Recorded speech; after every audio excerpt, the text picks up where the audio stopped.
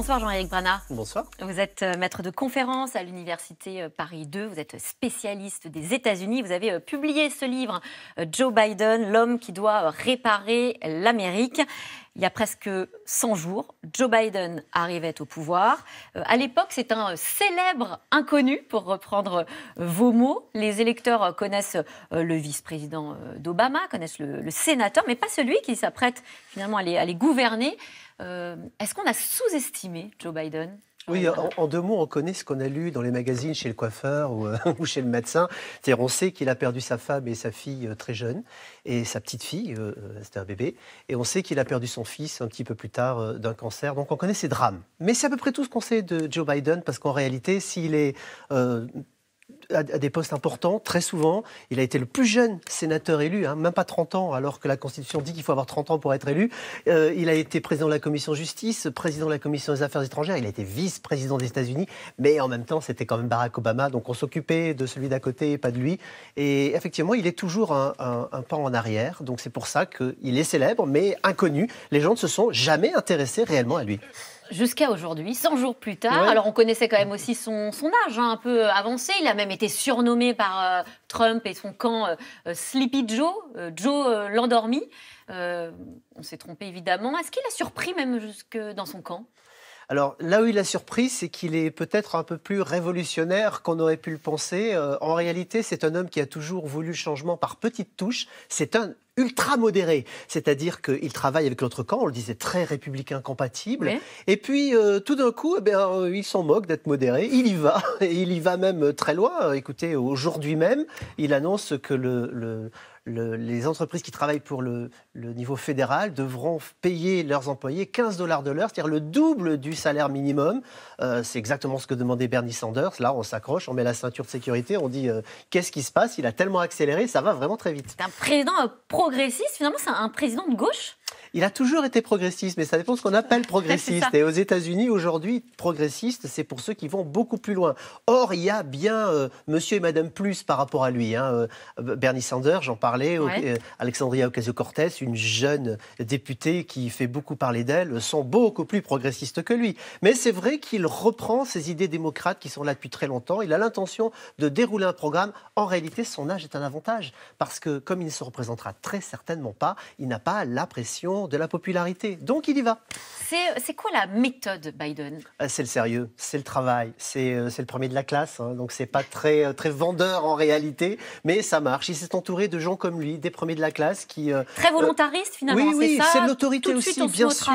C'est ça, on y va, on va droit devant et on fait ce qu'on a à faire. Alors on parle peu, à cette époque-ci, Donald Trump, sur les 100 jours, avait déjà fait 30 discours, il avait déjà fait 9 conférences de presse, Biden a fait une conférence de presse et 0 discours, mais par contre, c'est vrai qu'il travaille beaucoup et qu'il avance, donc on va voir jusqu'où ça va pouvoir fonctionner comme ça. Ça fait partie de son style aussi, effectivement, en dire assez peu, y aller avec beaucoup de parcimonie, en tout cas dans les prises de parole. Oui, et puis figurez-vous que ça date d'il y a très longtemps, parce que c'était juste après la perte de sa première femme. Les journalistes le poursuivaient pour savoir qui le jeune sénateur Biden, qui était donc le plus recherché sur le marché, on va dire, allait rencontrer. Et il se méfiait terriblement des journalistes et il a gardé ça toute sa vie. En réalité, il a dit, moi je suis là pour travailler, je suis pas là pour parler de Joe Biden et de sa vie privée. Donc il a fait ça pendant toute sa vie. Parmi les défis, là, en 100 jours qu'il a eu relevés, on peut peut-être les passer.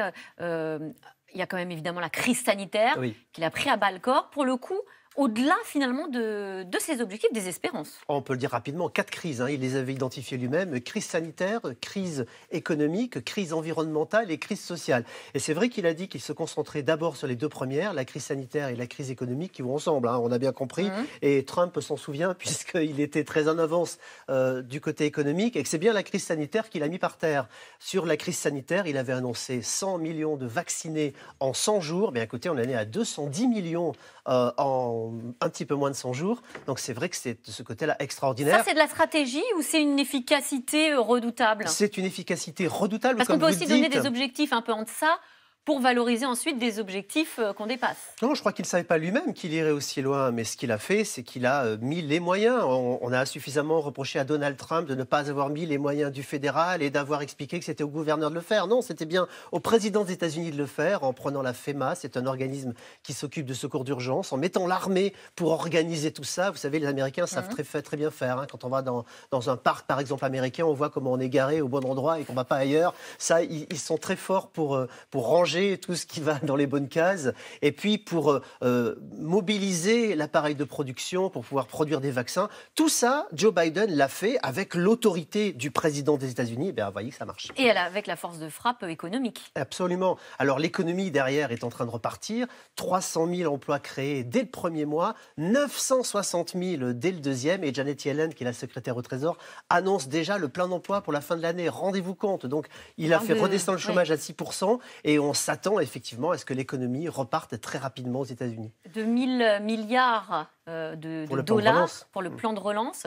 C'est une ambition économique extrêmement importante. Est-ce qu'elle est risquée ? Je ne sais pas si c'est risqué, mais elle est votée en tout cas. C'est ça qui est important. Et en moins de 100 jours, 1 400 € de chèques d'aide qui ont été envoyés directement aux citoyens, mais pas que. Dans ce plan, il y a l'aide à la vaccination, il y a l'aide aux collectivités territoriales et locales, il y a l'aide aux PMI, PME, il y a l'aide aux entreprises de façon générale. En réalité, l'économie avait terriblement besoin de ce plan. Plan qui, rappelons-le, avait déjà été voté par Donald Trump, puisqu'il y avait eu 3 900 milliards de dollars qui avait été voté au mois de mars. Donc c'est une continuité, mais ça se rajoute. Et on a eu une polémique juste avant l'élection, puisque à ce moment-là, il y a eu 900 milliards de dollars qui ont été votés en plan de relance, et les républicains bloqués des 4 fers, les démocrates aussi parce qu'ils voulaient beaucoup plus. Donc ils ont complété, effectivement, les Américains ont mis beaucoup d'argent sur la table. Du coup, on le compare à Franklin Delano Roosevelt. On a vu pas mal de unes ces dernières semaines, voilà, notamment celle de l'Obs. Est-ce que c'est un abus de langage ou est-ce qu'effectivement il y a une cohérence avec ce président qui, en 1930, finalement, lance le New Deal ? Écoutez, les comparaisons, on peut toujours les faire avec qui on veut et comme on veut. Je me sens un peu... Mais oui, mais bien entendu. Oui. Tout comme on avait parlé beaucoup de Sleepy Joe, on expliquait qu'il était mauvais en débat, qu'il n'irait nulle part. Aujourd'hui, on fait exactement le contraire. C'est une sorte de rattrapage, on a l'impression, de la part de certains qui se sont rendus compte qu'ils s'étaient trompés, alors ils en font 4 fois plus. On est à peine au bout de 100 jours. On ne va pas commencer à comparer à Roosevelt, parce que si on compare sur les 100 jours de Roosevelt, c'était déjà une centaine de lois qui avaient été votées en 100 jours. On n'en est pas là, il n'y en a eu que 15 avec Biden. Vous voyez, si on veut comparer, on va mettre le pied sur le frein et on va dire, on va attendre la fin du mandat et à ce moment-là, on fera les bilans et les comparaisons. Est-ce qu'il y a quand même des points noirs ? Parce que là, ce qu'on décrit, c'est quand même un président qui a la baraka, si on peut dire ça comme ça. Il a la baraka et notamment, on l'a vu sur le procès Floyd-Chauvin, c'est allé dans un bon sens pour lui. Ça aurait pu être assez dramatique. Mais bien sûr, il y a des points noirs. Et il y a des points noirs qui ne viennent pas encore au premier plan parce que la crise sanitaire écrase tout. Il faut quand même le dire. Et derrière, c'est l'économique que les gens attendent. Mais il y a l'immigration. L'immigration qui est un problème qui est en train de pointer et en train de monter et qu'il a intérêt à régler le plus rapidement possible. Puis la question des armes qu'on a vu, parce qu'il y a eu des tueries de masse à répétition ces dernières semaines aux États-Unis. Et on a vu que là-dessus, démocrates et républicains, à nouveau, ne s'entendent pas et même se disputent. Les républicains accusent Biden de vouloir réprimer les libertés. C'est un vieux cheval pour les républicains, mais c'est un problème pour Joe Biden. Trump, toujours une menace, toujours dans le jeu ou plutôt distancé ? Alors, à titre personnel, je pense que Trump n'est une menace pour personne. Et je le dis depuis qu'il a été battu, c'est terminé pour lui. Je ne vois pas comment Trump pourrait revenir dans le jeu avec le risque de perdre une deuxième fois. Ce serait un super loser. Imaginez ça, pour Trump, c'est impossible à vivre. En revanche, c'est vrai que la société est toujours aussi divisée. Et c'est vrai que les républicains se sont refait une santé. Trump lui-même est à nouveau à 42-43% de bonnes opinions. Ça veut dire que les républicains sont à ce niveau-là à nouveau. Donc, ils pourraient remonter d'ici les élections de mi-mandat qui ont lieu dans un an. Ils en ont bien l'intention. Ils veulent reprendre le Congrès, reprendre les 2 chambres si possible. Merci Jean-Éric Brana. Je rappelle que vous êtes maître de conférence à l'université Paris 2, toujours, et l'auteur de ce livre Joe Biden, l'homme qui doit réparer l'Amérique. Tout de suite, c'est dans l'air avec Axel de Tarlé, intitulé ce soir Inde, la bombe à retardement. Bonne émission à vous.